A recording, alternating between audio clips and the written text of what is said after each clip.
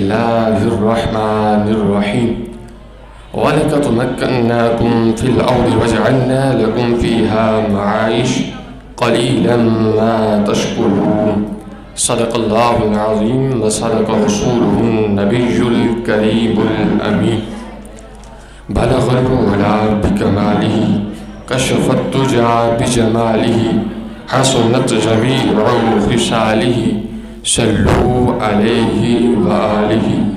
دل کی نقوش ہے انہیں رکھنا سنبھال کر، کاغذ پہ رکھ دیا ہے یہ کلیجہ نکال کر.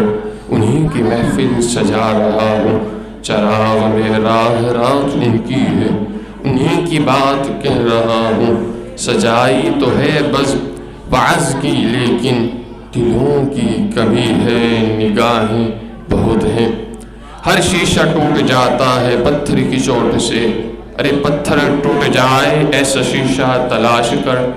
اقبال تیری قوم کا اقبال کھو گیا، ماضی تو سنہرا ہے مگر حال کھو گیا. میرے ساتھ مل کر حضور سید عالم کی بارگاہ میں درود و سلام کے عقیدت کے ساتھ نذرانے پیش کیجیے. الصلاۃ والسلام علیک یا سیدی یا رسول اللہ، الصلاۃ والسلام علیک یا حبیب اللہ، الصلاۃ والسلام علیک یا نبی اللہ وعلی آلک واصحابک یا محبوب رب العالمین. اللہ تعالیٰ قرآن کریم فرقان حمید میں ارشاد فرماتا ہے وَلَقَدْ مَكَّنَّاكُمْ فِي الْأَرْضِ، اور ہم نے تمہیں زمین پر بھیجا اور وہاں رہائش دی. وَجَعَلْنَا لَكُمْ فِيهَا مَعَائِشَ، اور تمہاری زندگی بسر کرنے کے لیے تمہیں اسباب فراہم کیے. قَلِيلًا مَا تَشْكُرُونَ، اور تم تھوڑا شکر ادا کرنے والے ہو. تو اللہ رب العزت نے ہمیں زمین پر بھیجا. جب اللہ تعالیٰ نے انسان کی تخلیق زمین پر کی تو ہر ایک انسان، ہر ایک کیٹیگری کا شخص کو اس زمین پر مبعوث کیا، اور پھر اس کے بعد ان کو ایک وطن دیا. ہر ایک شخص کو انہیں کے قوم کا ایک وطن دیا. پھر ان مسلمانوں کے اندر اپنے وطن کی محبت کو جگایا کہ تمہارا وطن ہے، تم ان سے محبت کرو، جان لگا دو ان سے محبت، اپنے وطن سے محبت خالص ہونی چاہیے. لیکن ہم پھر بھی بڑے ناشکرے ہیں. ہم کہتے ہیں، ایک طرف تو کہتے ہیں کہ ہمیں اپنے وطن سے محبت ہے، دوسری طرف کہتے ہیں کہ ہمیں ہمارے وطن نے کچھ نہیں دیا. یہ دراصل اللہ رب العزت نے قرآن میں تو ارشاد فرما دیا کہ میں نے انسان کی تخلیق زمین میں کی، پھر اس کو اس میں رہنے کے لیے اسباب بھی دیے، لیکن لوگ پھر بھی ناشکرے ہیں. تو اس میں جو یہ خطہ ہے، پاکستان کی سرزمین ہے، یہ عرصہ قدیم سے ارض ہند کی زمین کہلاتی تھی. جب اللہ رب العزت نے اس میں اپنے نبی سب سے پہلے جس انسان کی تخلیق کی تو یہ اعلیٰ و ورا ہو گئی.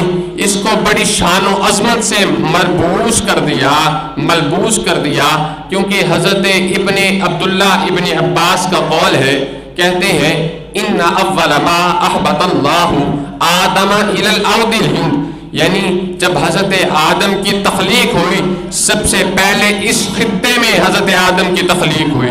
اللہ اکبر. تو اس لحاظ سے یہ زمین، یہ خطہ میزبان اول بھی کہلاتی ہے کہ سب سے پہلے میزبانی اسی خطے پاکستان کی سرزمین نے کی.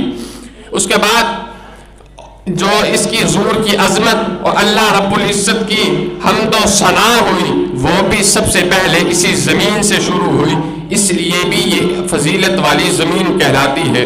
حضرت علی ابن طالب رضی اللہ تعالی عنہ کہتے ہیں اطیب ریح فی الارض ہند، کہتے ہیں کہ جو سب سے جس زمین کی ہوا خوشگوار ہے، جس زمین کی ہوا سے بڑا سکون ملتا ہے، وہ سرزمین کا یہ خطہ، ہند کا یہ خطہ ہے جس کی ہوا بڑی خوشگوار لگتی ہے.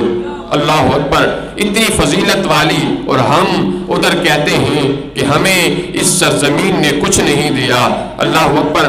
اگر عرب کے علماء کی مجالس میں جائیں، جو لوگ عرب کی علماء کی مجالس میں جا کر بیٹھتے ہیں، تو وہ کہنے والے کہتے ہیں کہ جو علماء عرب کے جو علماء ہیں ان کی مجلسوں میں جو شریعت مطہرہ اور دین پر عمل پہلا ہونے والا لباس کا اگر تذکرہ آتا ہے تو سب سے پہلے پاکستان کے اہل سنت کا لباس کو خراج تحسین پیش کیا جاتا ہے کہ یہ شریعت مطہرہ پر اہل سنت والے چل رہے ہیں۔ اللہ اکبر۔ اتنی شان و عظمت۔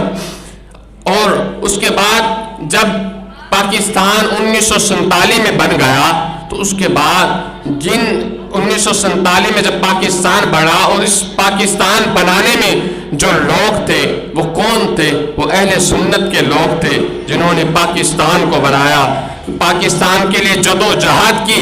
پھر اس کے بعد جب کچھ انگریز اس پر قابض ہونے والے تھے، پھر کس نے پہرا دیا؟ پھر وہ بھی اہل سنت تھے۔ کون؟ داتا گنج بخش علی حجویری کون تھے؟ وہ اہل سنت تھے جنہوں نے اپنا گھر بار چھوڑ کر لاہور پر آ کر بیٹھ گئے اور دین کی خدمت میں لگ گئے۔ اور خواجہ معین الدین چشتی کون تھے؟ وہ بھی اہل سنت تھے۔ خواجہ فضل حق خیر آبادی جنہوں نے برطانویوں کو، ان کے سمراج کو انہوں نے مٹا دیا اور دین کا پرچم کو بلند کر دیا، وہ کون تھے؟ وہ اہل سنت تھے۔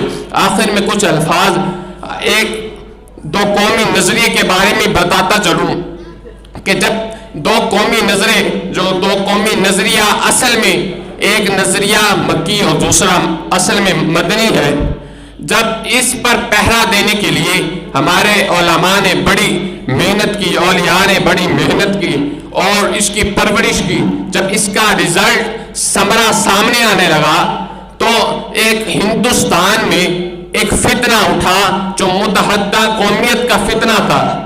انہوں نے ایک نعرہ شروع کر دیا کہ ہم متحدہ قومیت ہیں، ہم ایک ہی ہیں، اور انہوں نے کچھ جبہ و دستار کو خرید لیا اور وہ لوگ مسجد کے ممبر و محراب میں بیٹھ کر یہ نعرے لگانے لگ گئے کہ ہم ایک ہیں۔ اور ان کی یہ دلیل تھی کہ ہم ایک ہی وطن میں رہتے ہیں، ایک ہی جگہ میں رہتے ہیں اور ایک ہی جگہ، ایک ہی زمین میں رہتے ہیں، تو ہم ایک ہی ہیں۔ لیکن جب اس دو قومی نظرے پر کس نے پہرا دیا؟ اگر اس شخص کا جب نام آتا ہے تو دل کو سکون آ جاتا ہے، اگر اس شخص کا اگر نام دیکھا جائے، اگر عشق مصطفیٰ میں دیکھیں تو انہیں شخصیت کا نام آتا ہے، اگر ان کی تصانیف میں نام دیکھیں تو انہیں شخصیت کا نام آتا ہے، اگر علم و معرفت میں نام دیکھیں تو انہیں کا آتا ہے۔ وہ کون ہے؟ میرے اور تیرے رضا امام احمد رضا خان فاضل بریلی تھے جنہوں نے دو قومی نظرے پر پہرا دیا۔ آپ نے کہا فر من المطر وقام تحت البیزاب، یعنی اگر کوئی شخص بارش سے بچنے کے لیے وہ پرنالے کے نیچے چلا جائے تو اس نے تو وہاں بھی گیلا ہونا ہے، اس سے اچھا وہ بارش میں ہی رک جاتا۔ اگر تم انگریزوں سے بچنے کے لیے ہندوؤں کے ساتھ ملتے ہو تو ہے تو ایک ہی جنگ، جس طرح انگریزوں کے ساتھ جنگ ہے اسی طرح ہندوؤں کے ساتھ ہے۔ ہمارے ساتھ تو وہ ہے جس کو رسول اللہ صلی اللہ علیہ وسلم نے مکے میں کھڑے ہو کر کہا تھا، جو اللہ عز و جل کو ایک مانتا ہے اور مجھ کو اللہ کا رسول مانتا ہے تو وہی ہمارے ساتھ ہے، چاہے وہ زمین میں کہیں بھی ہو وہ ہمارا ہے۔ اگر وہ ابو لہب کلمہ پڑھ لے تو ہمارا ہے، اگر نہیں تو وہ دور ہے۔ اللہ اکبر۔ یہ ہے، اور ہمیں بھی غور کرنا چاہیے کہ ہمارا پاکستان ہے، ہم کہتے تو ہیں کہ ہم پاکستان سے محبت کرتے ہیں، ہم اس کی سیلیبریشن بھی کرتے ہیں، لیکن عمل کوئی درآمد نہیں کرتے۔ تو ہمیں پاکستان سے سچی محبت کرنی چاہیے۔ ہم اہل سنت ہیں الحمدللہ، یہ ہم سینہ تان کر بھی کہتے ہیں کہ ہم الحمدللہ ہیں، اور اس پاکستان کو بنانے کے لیے ہمارے اولیاء نے ہی خدمتیں کی، اور ہم انشاءاللہ اپنے اولیاء کی خدمتوں کو رائگاں نہیں کریں گے۔ وہ کسی شاعر نے کیا خوب کہا، فقیر آئے فقیرانہ صدا کر چلے، میاں تم خوش رہو ہم دعا کر چلے۔